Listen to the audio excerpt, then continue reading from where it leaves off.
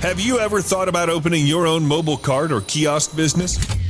Maybe the facility you manage could establish new revenue by adding coffee, food, or retail services. Cart King International can be the answer to your needs. Cart King is a North American designer and manufacturer of the finest mobile coffee, food, and retail carts and kiosks. Cart King has been working with clients and corporations across North America for 20 years, providing innovative designs, custom manufacturing, and timely delivery.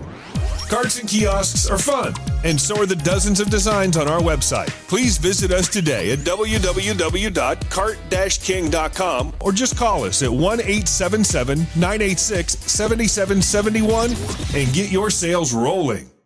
If you find yourself in need of legal representation, it can be a very stressful time in your life. In my career, I have dealt with thousands of lawyers, I've dealt with thousands of law firms, and I can confidently recommend to you Keith M. Davidson at kmdlaw.com.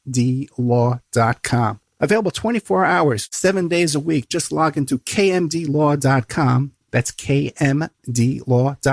Or you can call toll-free 833-4KMD-LAW. That's 833-4KMD-LAW. Personal injury, wrongful death, STDs, sexual assault, car accidents. They handle it all efficiently and professionally. It doesn't matter how imposing the opposition may be, because the team at kmdlaw.com are battle-tested and fierce. They will not stop until justice prevails. Go to kmdlaw.com or call toll-free 833-4KMD-LAW. If you're in for the fight of your life, stop screwing around and contact KMD Law.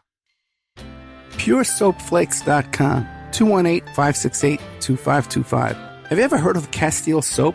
Pure Soap Flake Company handcrafts fine soap bars, laundry powder, and concentrated soap flakes using organic vegetable oils from their northern Minnesota facility. Bathe your body and wash your clothes with Pure Soap products that are free of fragrance, GMOs, palm oil, sodium lauryl sulfate, and synthetic additives. Keep it clean, folks. Pure Soap Flake Company products are kind to living creatures and sensitive skin, safe for drains and waterways, and work great in high-efficiency washers and top and front-loading machines. They have a little promotion going on. Contact them to order some soap. Mention the Opperman Report. You're going to get a free gift. They're going to send a little extra soap, travel size, soap bars and laundry soap, cleaning soap flakes. I've been using that stuff all day long today. Great stuff. Order today at puresoapflakes.com or give them a call, 218-568-2525, 218-568-2525. Pure Soap Flake Company is a proud member of the Handcrafted Soap and Cosmetic Guild.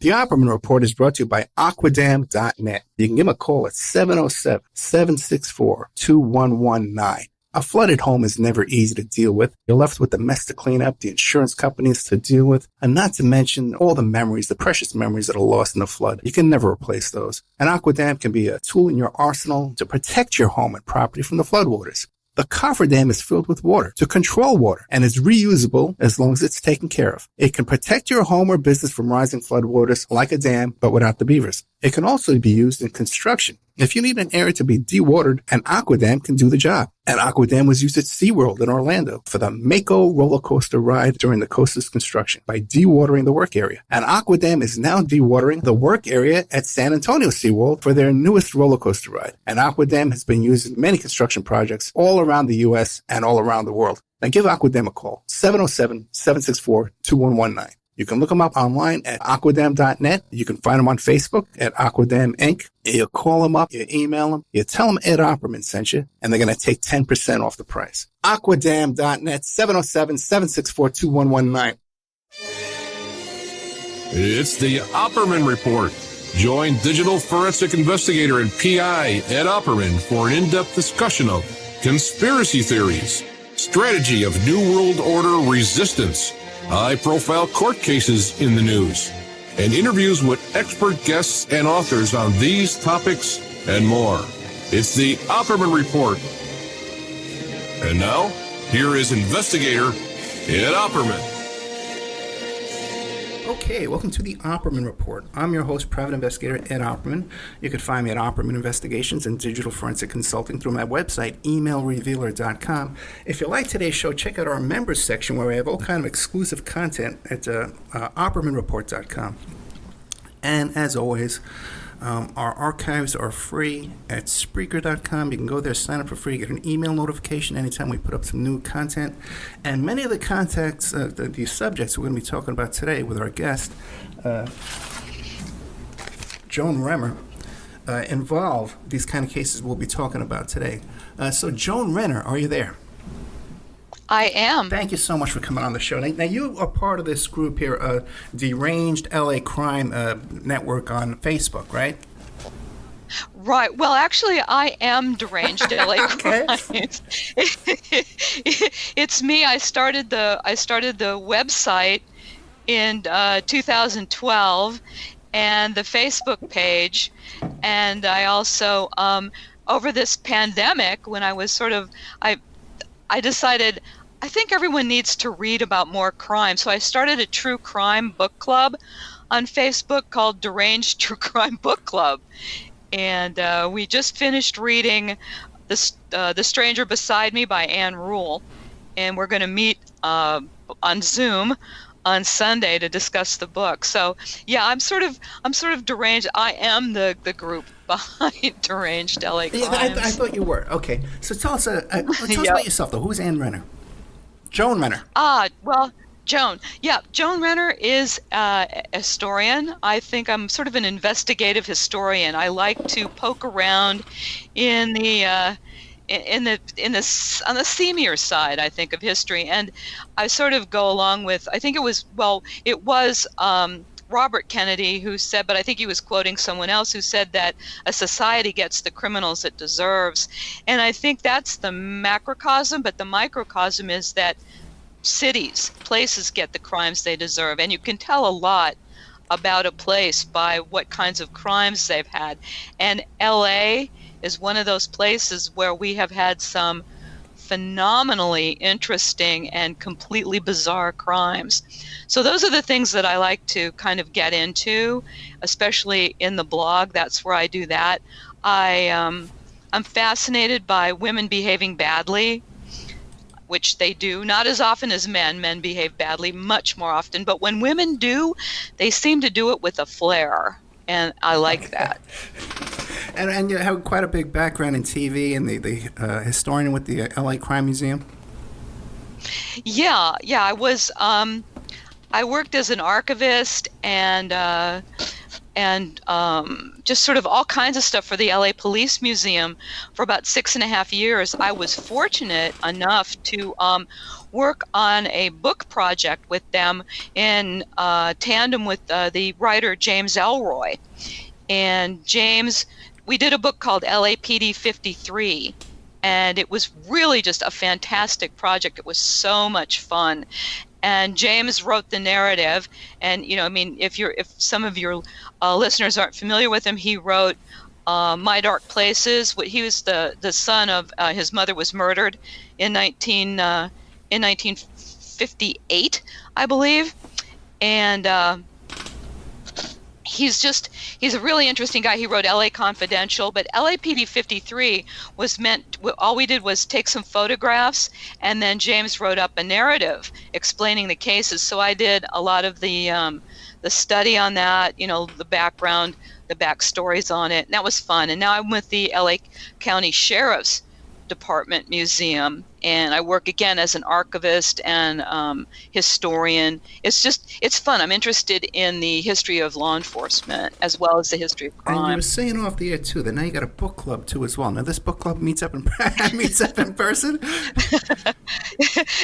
No, there's about 330 members or something. So we don't, but we're going to have our first ever Zoom meeting on Sunday. And if anyone's interested, if they've read Ann Rule's The Stranger Beside Me, sort of a classic in true crime about Ted Bundy, whom she knew and worked with on a suicide hotline in Seattle, they can join in. The information is either at the Deranged True Crime Book Club on Facebook, or I think I posted something on my website, Deranged LA Crimes. But yeah, it's fun. I like to see people get engaged. I like to hear what they have to say. Before this pandemic, after this is done, I'll continue to work with a true crime bus company. We give tours. And I always learn so much from people who join the tours. I mean, it's just a constant learning experience. They'll have a different take on something. I love that. I like the exchange. Which tour? Scott? Yeah, it's called the company's called Esoteric, and they do they have tours other than crime tours. I do some of the crime tours. They also do architecture, public space kind of tours, but I participate in some of the crime tours, the Black Dahlia tour, and others. And we get on a coach class bus and go around to some of the crime scenes and just places connected to certain crimes. I find it hugely fascinating. I love doing it. I've been doing it for maybe 10 or 12 years. I really like it. And again, I like interacting with the people who get on the bus. You know, they self-select. They're already crime geeks like me, so that's cool. Or they wouldn't be on the bus in the first place unless they have a boyfriend or girlfriend or a spouse who got dragged. You know, forced them kicking and screaming under the bus. But I think they usually end up enjoying it, even the people who are reluctant at first, because it's not just, you know, grisly crime stories. What it is a look at. We try to put things in context. So people get an idea of, you know, when a crime was committed, what else was going on? You know, were there contributing factors? What was the world like? And that's what we do with the Black Dahlia tour. What did post-war Los Angeles look like? Who inhabited it? And why could such a crime take place here? And why didn't it really happen someplace else?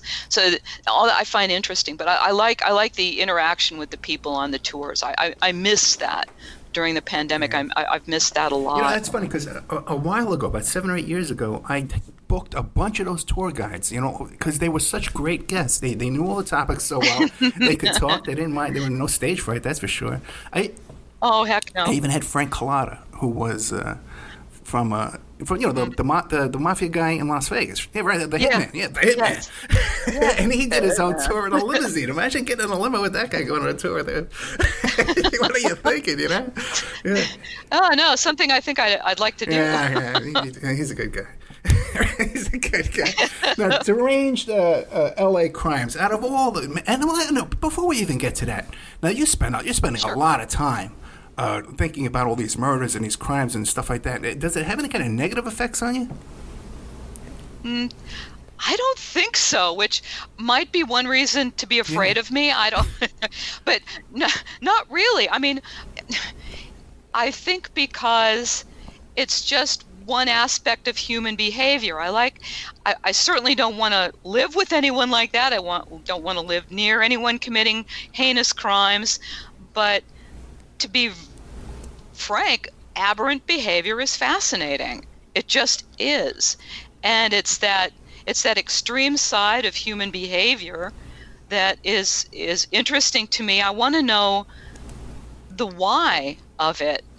You know, could any of us behave that way? I don't think so. But it's interesting to me, and it doesn't seem to have, like, I'll be reading some horrible thing in bed, my husband will say, "How can you sleep after?" And it's just, I don't know, because I find it intellectually interesting and emotionally interesting, but it doesn't seem to. I don't know. I suppose to get the truth of it, you'd have to ask some of my closest friends to see if they notice anything off with me. I know what you're saying, because as a professional, you know, when you're working on a criminal defense case, you can kind of detach yourself and even see some good in some people that are really horrible people. You know, you see a different side of them. But I got to tell you, I think I have a lot of PTSD from just even doing this show. You know, somebody who's women trafficked and stuff like that, abducted and doing stuff. Whoosh, you know, it can get brutal. Now, out of all the deranged crimes in L.A., which one are you the most fascinated by? Oh, there's so many. There's one. I've started to write a book on this one. I wrote one other book. It was a companion book. It's called Aggie. Well, what is it? No, I'm blacking out. Anyway, I curated an exhibit, a photo exhibit at the Downtown Central Library on one of my favorite reporters from LA history, Aggie Underwood. And so there's a lot of she was a reporter from the late 1920s until her retirement as city editor of the Herald in 1962, I think it was, and she worked on pretty much every major crime case in Los Angeles. She was a general assignment reporter, but she seemed to specialize in crime stuff, and that really resonates with me. So I really am fascinated with her, and she did so many great crimes. And one of the crimes, and I started a book. I've written a bunch on this case, but I've started a book on it. It happened in 1935, and it's called The Rattlesnake Murder. And this is just really off the hook. What happened was a guy he was Robert S. James, and he had a barber shop in downtown LA, and he lived out in La Cañada with his new wife, Mary Bush James. And he and a couple of friends, she was pregnant, and he and a couple of friends came from the barber shop on an August evening in 1935 to have dinner. They were going to spend the evening together, outside and barbecue or whatever. And when they arrived, the house was dark, and they didn't see her. They called out her name. They couldn't find her. Finally, when they went around to the backyard, they had a fish pond in the back, and they found her body there. She was lying sort of face in the fish pond, and it appeared that she'd fallen and drowned in the fish pond. And the police were called. The sheriff's department was called. They rolled on it, came out. Sure enough, it looked like that's what had happened. Maybe she had been having morning sickness or something. She liked to go out and watch the fish in the pond, and so they thought, well, yeah, that's probably what happened. And so there was an autopsy performed because it was an unattended death, and she was a young woman, but they found a couple of things they thought might be insect bites on her legs, but they ruled it as a suicide, and that was that. But then the sheriff's department really wasn't quite satisfied. They thought that the husband, Robert James, was kind of hinky, so they just kept kind of an eye on him, just sort of, he was on the radar.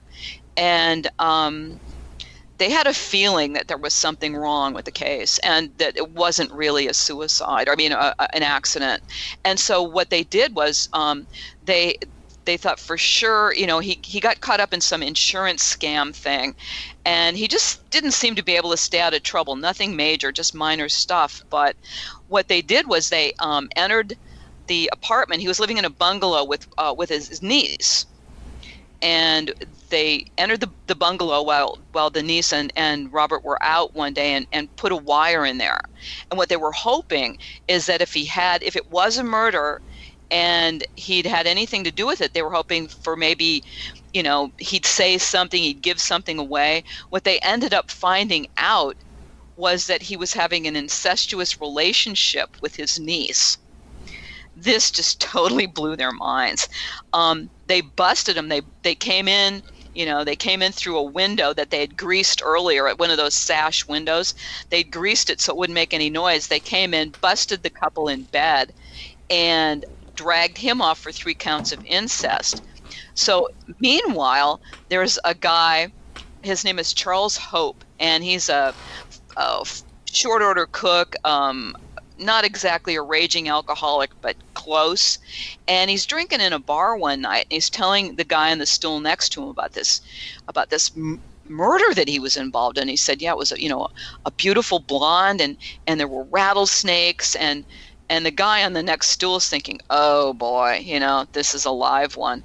And then later he reads in the newspaper something about a beautiful blonde who died, maybe kind of mysteriously. So he takes it to a friend of his in the DA's office, and he says, I don't know that there's anything here, but you might want to look into it. So that sort of gave them the first, word to the wise: if you're going to commit murder, don't do it with an accomplice, because they'll drink in bars, they'll spill their guts, and the next thing you know, you're on the hook. And that's what happened here. They ended up, they'd busted Robert James for the 3 counts of incest. He was found guilty on that, but while they had him in jail, he was going to do like 100 years or something on the incest charges. They thought, let's let's dig up Mary's body and have a better look at it. And sure enough, what they thought were insect bites, they realized were snake bites. And it went down like this. Charles Hope, the accomplice, went out at Robert's request, bought a couple of snakes at the, I think it was somewhere maybe it was at the pier somewhere, maybe in Santa Monica, bought a couple of snakes from a guy who had a snake show, brought them back. Robert thought they weren't deadly enough. They seemed too docile. They were diamondback rattlers. Seemed too docile. He said, no, return those snakes. Go out again. So Charles went out again. He went to this guy named Snake Joe Houtenbrink. Snake Joe had a snake farm. They had that kind of thing in Southern California then. And sure enough, he came back with a couple of snakes. They were named Lightning and Lethal. And they were vicious enough. They were ready to bite. So Robert had a box made special. He told his pregnant wife, Mary, that he really wasn't ready to have kids. He convinced her to terminate the pregnancy, but of course, abortion was illegal in 1935. So he introduced her to his friend, Dr. Hope, his accomplice. They tied her to the kitchen table. So they said it was for her own, safety. Tied her to the kitchen table, plied her with whiskey until she was, pretty well gone. And then Robert took the box with the two snakes, Lightning and Lethal, took Mary's foot, jammed it into the box. The snakes struck, just bit. And then Robert just sort of sat around and waited for her to die. Well, the hours just ticked past, and she was in agony, but she wasn't dying. And I think he'd seen the movie the year before, Cleopatra, and it came out in 1934. And in it, Cleopatra takes the asp and she puts it against her chest, and she falls over dead, and she still looks beautiful, and it's not messy and it's not ugly. And I think in his mind, he thought that's how it was going to go down. And it didn't. And he waited about, 10 hours for, and Mary's just, I can't even imagine. And the skin around the bite is starting to, it's starting to die. It's going necrotic, starting to die. Finally, he just gives up. He can't wait any longer. He takes her into the bathtub in the bathroom and drowns her. Then takes her out. He and Charles Hope take her out to the pond, stage the scene, and that's, how they come on her later on. So that's one of the craziest cases, I think. Robert James was the last man to be hanged in the state of California. He was tried. He was convicted, on the murder. He was already doing time on the incest charges, but he managed to drag out his appeals for an unusually long time for that day and age. Usually, if you were sentenced to death, you were gone within a year or two max, and he managed to drag it out till 1942. But because he'd been sentenced to hang, California had already started using the gas chamber in 1939, I think, and they said, well, you were sentenced to hang, so we're going to have to rebuild the gallows at San Quentin and hang you. And that's exactly what they did, and they hanged him in 1942, and he was the last man to be hanged in California. What do you think it is about California and LA in particular that attracts so many bizarre crimes and serial killers and cults and madams, escort services, and you know what I mean? What's going on over there? We have great weather. Yeah, well, we really do. And criminals are just like the rest of us. If you don't have to go out and scrape the ice off the windshield of your car, why would you want to do that? No, I think a lot of it was, and this is historically true. I mean, Los Angeles in the 1800s was the most violent city in the United States, more so even than Tombstone, Arizona, Deadwood, the places that that are infamous for their brutality in the Wild West had nothing on LA. We had murders like you would not believe. And I think part of it is that, at least during the Wild West, we were an end of the trail kind of city. And the end of the trail, if you hear a beeping, that's the trash outside, for which I apologize. But what happened was, it was an end of the trail. So the cowpokes would, finish up herding cattle or whatever they were doing, finish up in Los Angeles. And then Los Angeles had a large number of bars and brothels. So the cowboys would just sort of spend their money doing what you'd expect them to do, visiting the brothels and the bars. They'd get drunk, they'd fight, they'd kill each other in the streets. So it was a violent, violent place. And it's sort of a tradition that it's almost like if a city had DNA, ours would have a gene for murder, because it just seems like early on it was already there in the mix. And later on, as people started leaving their homes for various reasons, people came here from the Midwest and from the East Coast, mostly from the Midwest. And a lot of them came out because they were looking for more religious freedom. In a way, they could establish cults out here, and they seemed to be embraced, where in their small town in Ohio, they weren't. So they'd come out here. And so we just seemed to be a magnet for people, both good and bad. People came here to start fresh. They were either starting a better life, or they were on the run from their life in another place. And so it's, unless you're a really strong swimmer, this is where it ends. It's still end of the trail. You're not going to, if you're a strong swimmer, maybe you'll get to Catalina. Maybe you get Shanghai. You get Shanghai over there on the West Coast. Exactly. Exactly. Would steal people and make slaves out of them. It's so true. And exactly. So for some reason, we just had this pool of people, and some of them were, mostly they're pretty normal, but when we had people misbehaving, they're pretty spectacular. And I think that's what I wasn't even really kidding about the weather. Quite frankly, I think that had a lot to do with it, because a lot of people came out here for their health. And, so it's just one of those things that I think we're just a magnet for, people they just gravitate toward the place. And it's funny because you look around, and especially then, back in the day when it was, bean fields and palms swaying in the breeze, and, you get the smell of orange blossoms in the air, and it just belies what kind of evil is going on under the surface. And that's what I really find fascinating. It's interesting too that this is where some of the most richest people in the world live too as well. Right amongst all the brothels and the porn stars and the drugs and the human trafficking and the cults. Serial killers. It's great. Yeah, I did an episode. It was a TV show, and they shot. This was several years ago.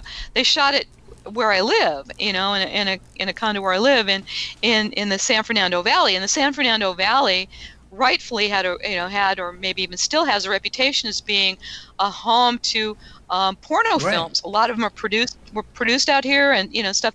And so this film crew was coming in my house, and I saw the neighbors looking, and I told them when they got in, I said, you've either enhanced my reputation or totally trashed it, because I have a feeling my neighbors think I'm up to something really bad in here. Seeing a film crew come into your house in the San Fernando Valley, it can only be one thing.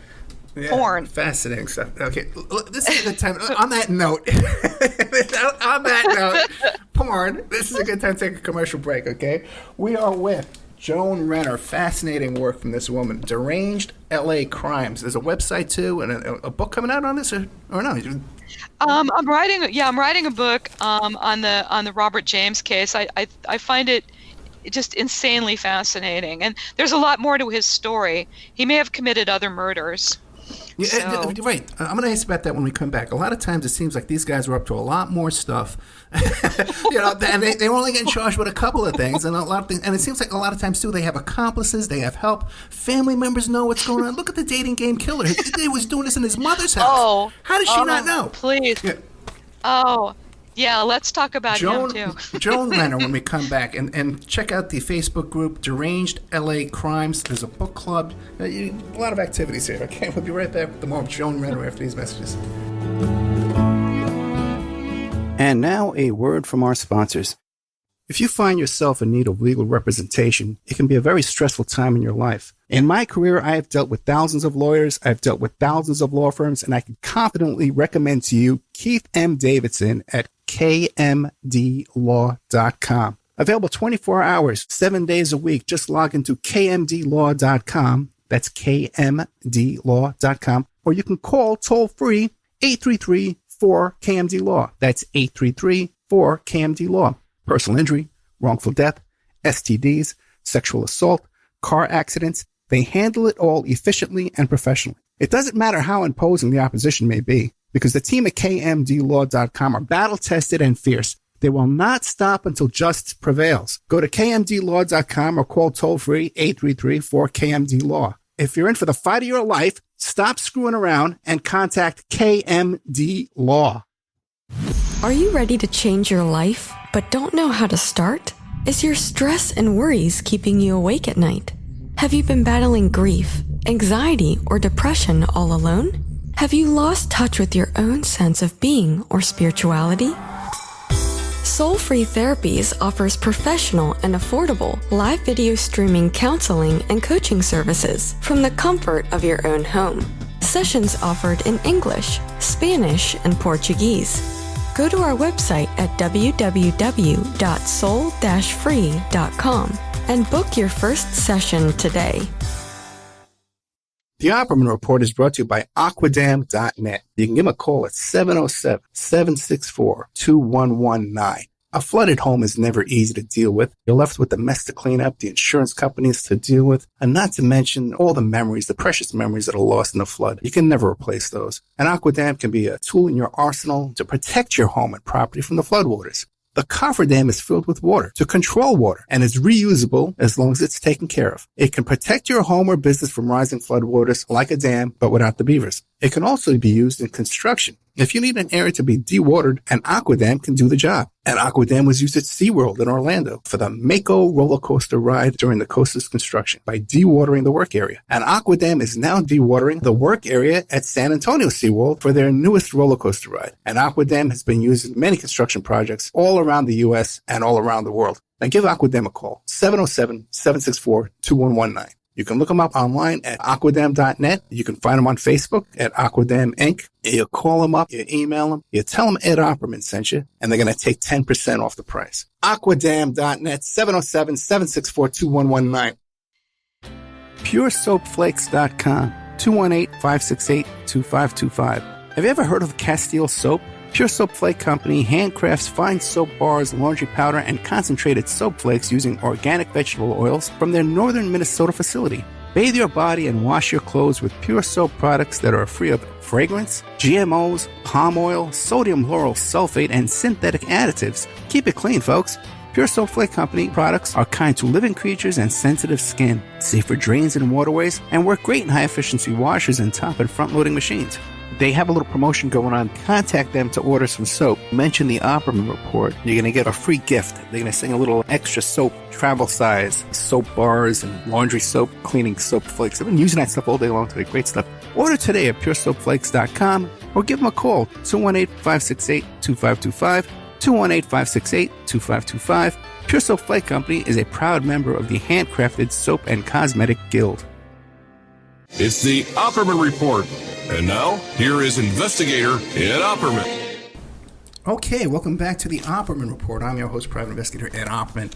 We're here today with Joan Renner. She's with the Facebook group and website Deranged LA Crimes. You can catch her on Independent Discovery. She's on there all the time. Deadly Women. She's a part of the Museum of History of Crime in LA, and also My Dark Places. So now we were talking right before the break. It seems that so many, especially these serial killers, like Ted Bundy, even he admits in some of his interrogations, he says, well, there were other people involved. It seems like he had help, too, in his escape and, on the run. A lot of these guys, it seems like they had accomplices but the police don't want to touch that. Where do you land in that observation? I think a lot of times I don't know. I think Ted Bundy, I don't know that he really had any accomplice in his crimes. I think it was something he preferred to do alone. I think he had such a strange pathology. The things he did were so evil and so that sometimes he didn't even want to talk about them. I don't know that he had shame. I don't think that was it. But there are others who have accomplices. Well, there are some serial killer couples, for instance, like in LA here, I think it was in the 1980s when we were like, talk about being a magnet for evil behaviors. We had serial killers.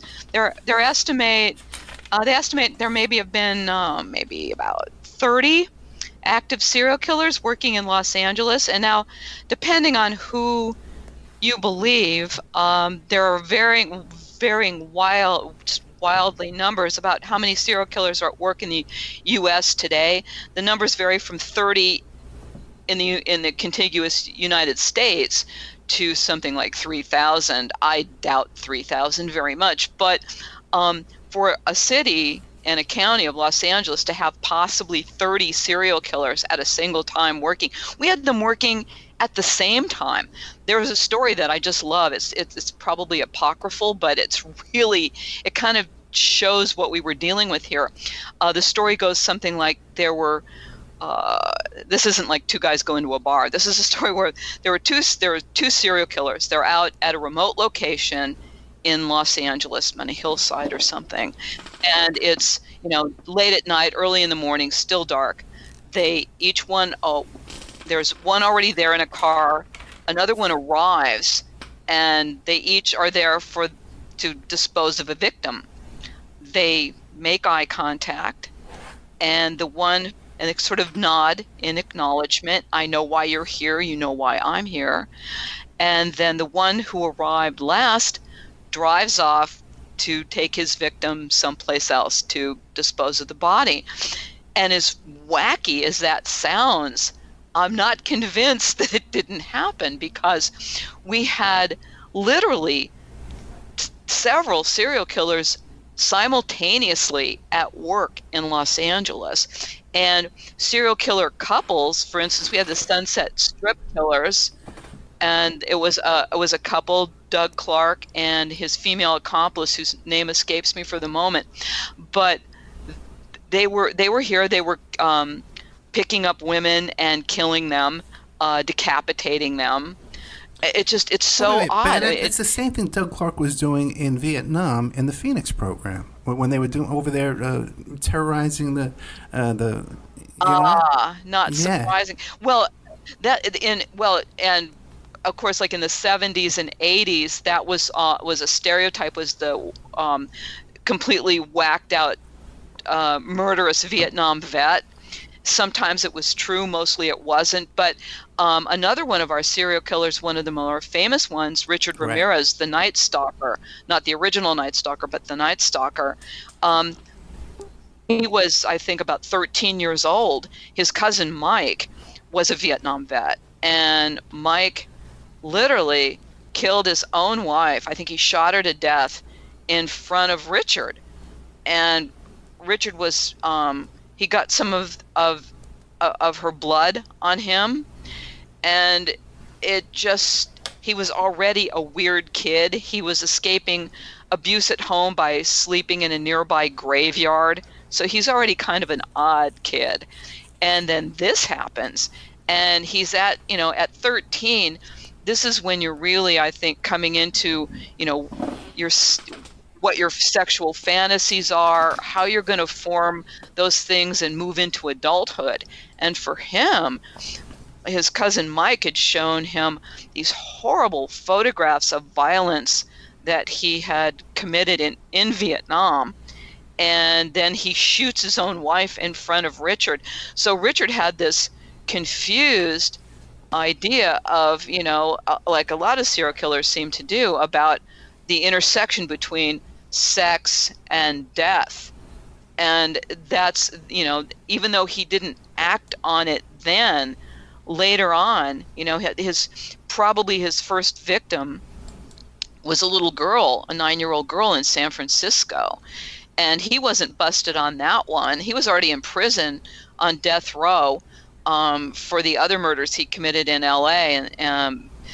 But he wasn't found on that until DNA linked him to that case. It was a 9-year-old girl, Chinese girl, I think, in San Francisco. He killed her. And like a lot of people, serial killers, the average age that they start killing is something like 28. They have these fantasies maybe for decades, from childhood, but they don't really start killing generally. There are exceptions, of course, but they don't start till they're about 28. And a lot of times they start out with, that's why they start out, a lot of them killing animals and stuff when they're kids. They're practicing like anybody else. When you want to do something and you want to do it well, you practice to get better. And that's what they do. They practice to get better. And so they might start out with small animals. They start out with really, maybe their victims are kids at first because they're vulnerable, they're easy to manage, and that's why Richard Ramirez, his MO, at first the LA cops, LAPD and the Sheriff's Department didn't know that they had a serial. It just wasn't clear because he used varying weapons. His MO varied a little bit from crime scene to crime scene, but one thing stayed true. If there was a male, if there was any man in the house, Richard killed him immediately because he was a threat. As he perceived him as a threat, so he killed him immediately, just dispatched him, usually execution style, while he was still in bed asleep. And then attacked the woman and usually killed her too. But that's what he had to do. He felt that, I find him particularly reprehensible because he was such a coward, and he never copped to it, and they didn't take any of the child molestation cases to trial because they already had enough on him for the murders.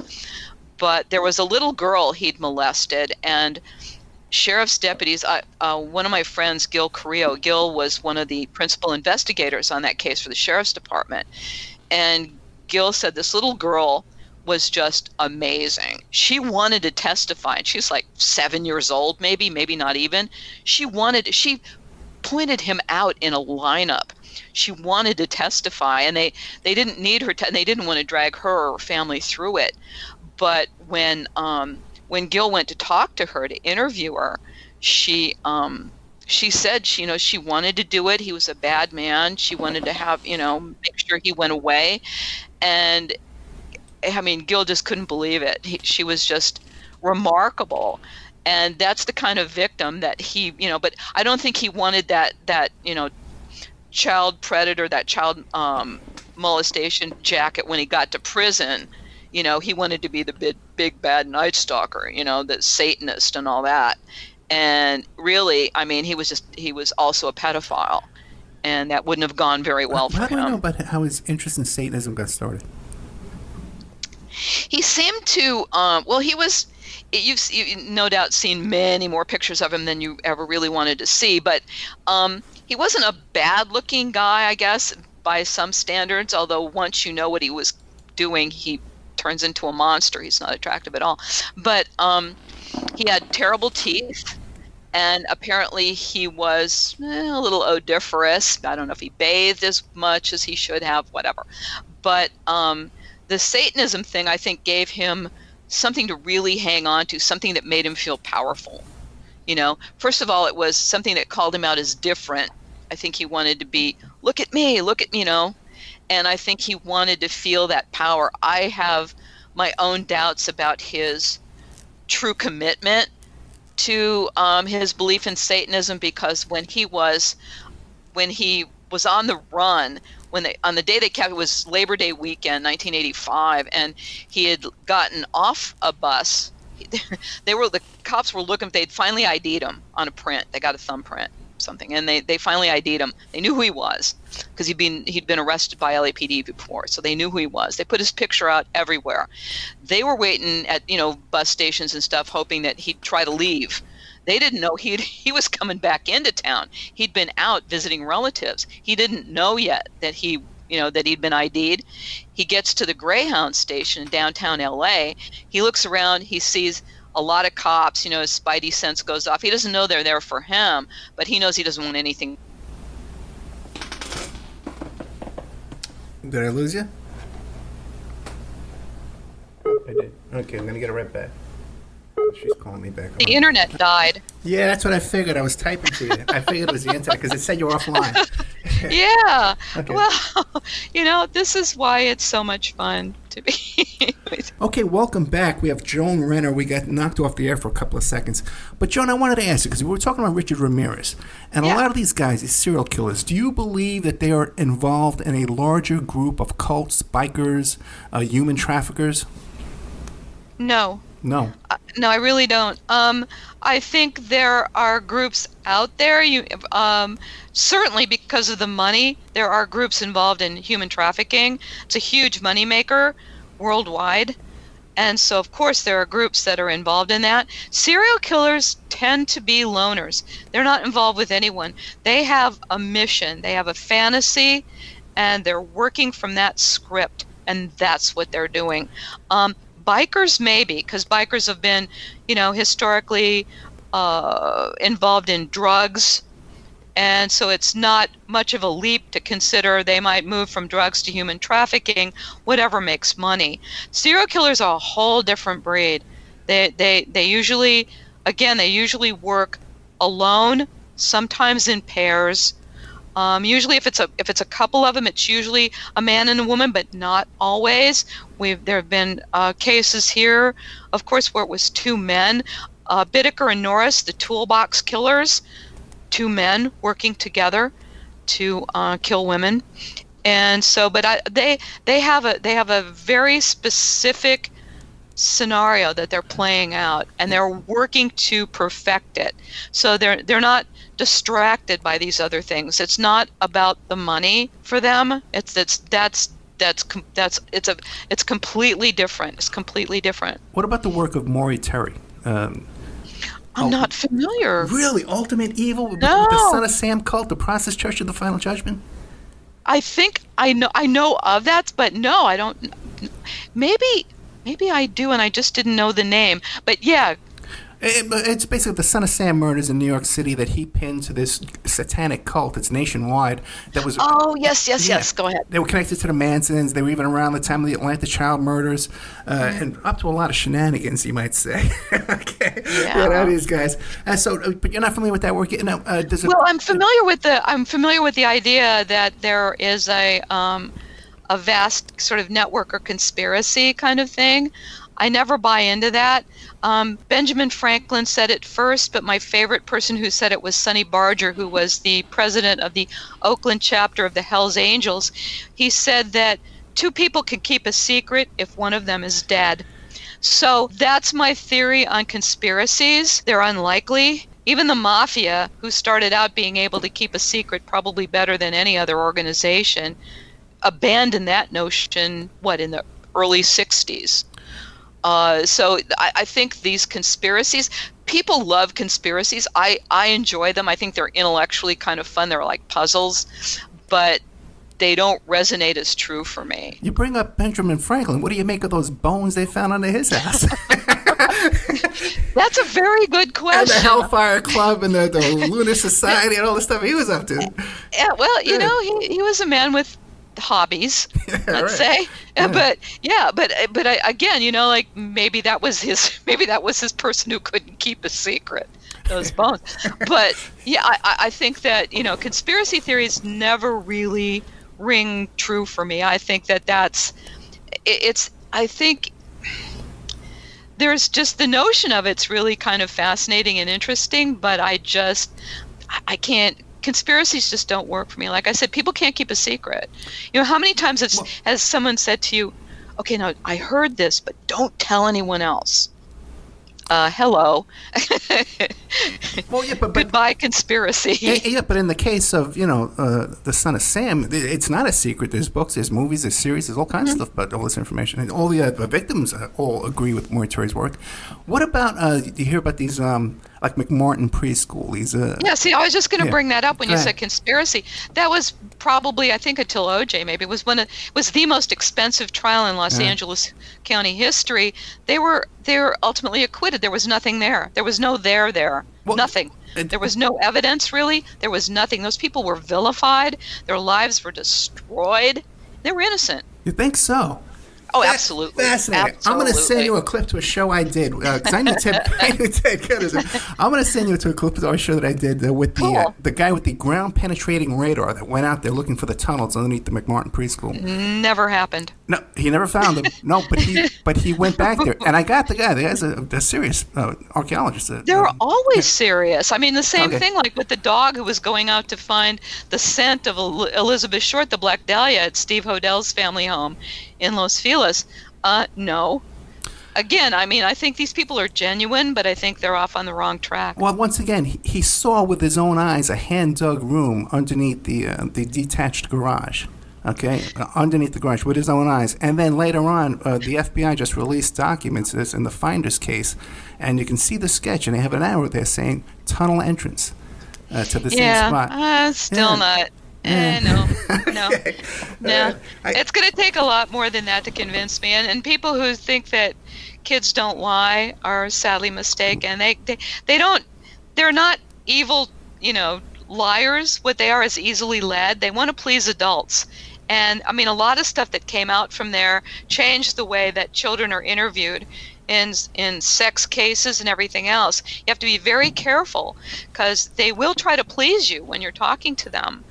And if their kids they're still forming a lot of different things, but they're pretty good at reading adults' body language and tone of voice, and they'll try to fill that gap with something they think you want.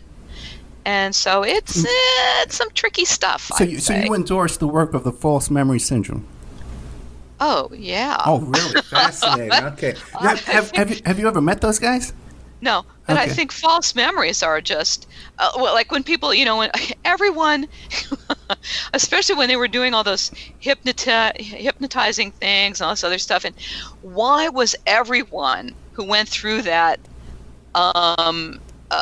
a queen in Egypt or an Egyptian king, or no one's ever just the poor grunt tilling the fields. So when you go through all that past life stuff and everything, no. Show me someone who recalls their life, as a dirt poor farmer. Then maybe I'll be more interested in listening. But until then, not everyone can be the Queen of Egypt. Right. So I don't buy it. So wait, so you don't buy any kind of hypnotism? Or you don't? Well, yeah, I people do. get I mean, hypnotized?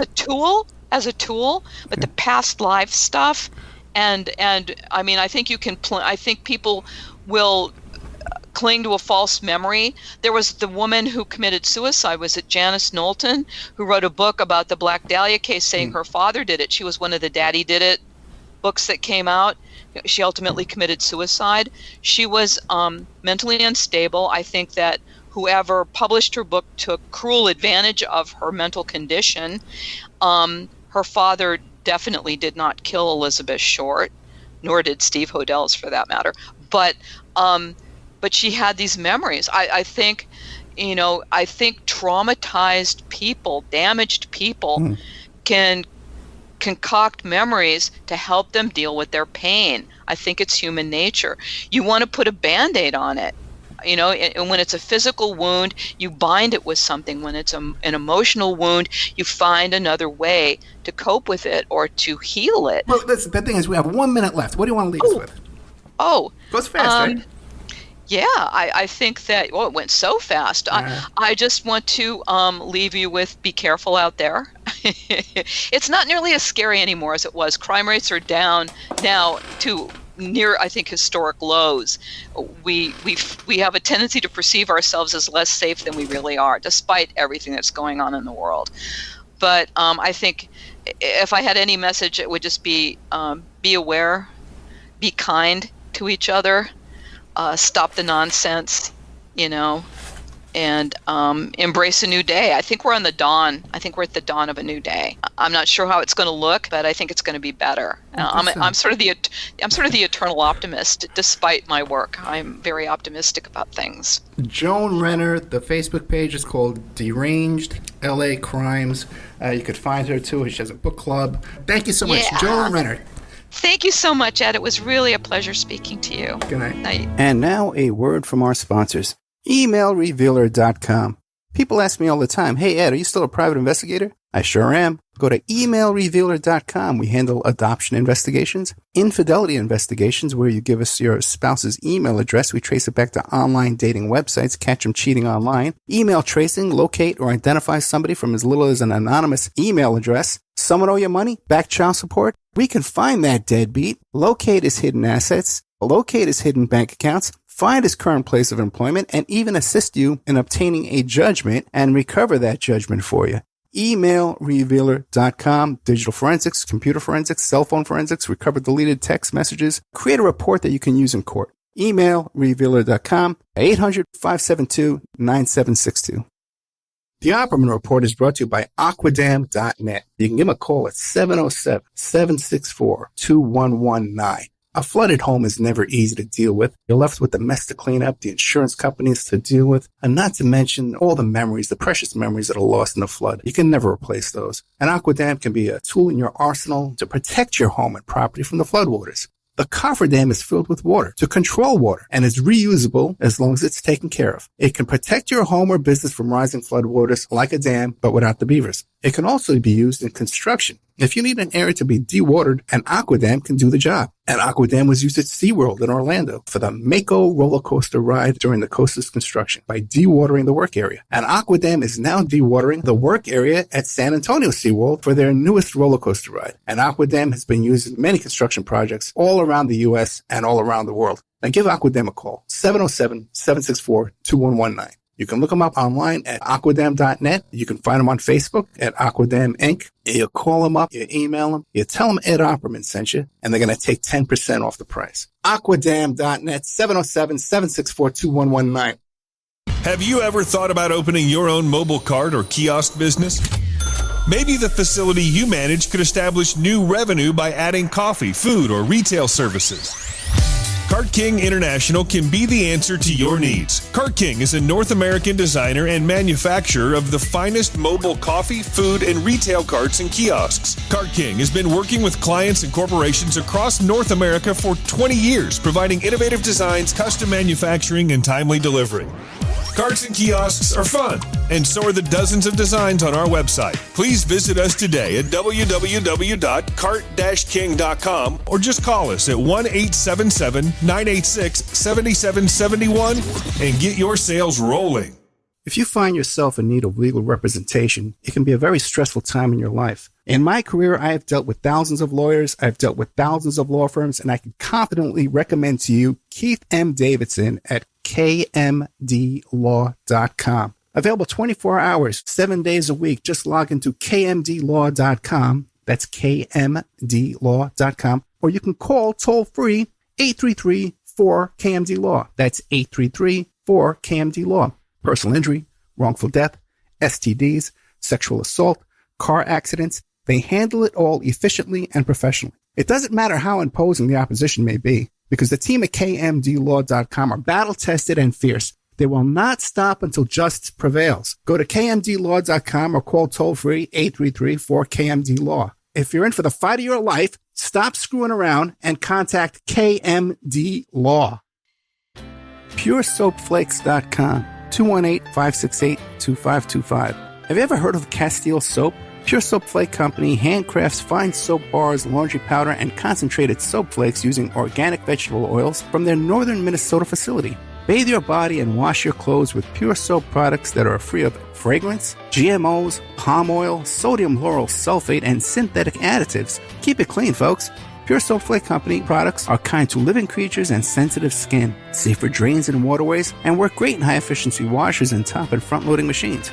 They have a little promotion going on. Contact them to order some soap. Mention the Opperman Report. You're going to get a free gift. They're going to send a little extra soap, travel size, soap bars and laundry soap, cleaning soap flakes. I've been using that stuff all day long today. Great stuff. Order today at puresoapflakes.com or give them a call, 218-568-2525, 218-568-2525. Pure Soap Flake Company is a proud member of the Handcrafted Soap and Cosmetic Guild. Are you ready to change your life, but don't know how to start? Is your stress and worries keeping you awake at night? Have you been battling grief, anxiety, or depression all alone? Have you lost touch with your own sense of being or spirituality? Soul Free Therapies offers professional and affordable live video streaming counseling and coaching services from the comfort of your own home. Sessions offered in English, Spanish, and Portuguese. Go to our website at www.soul-free.com and book your first session today.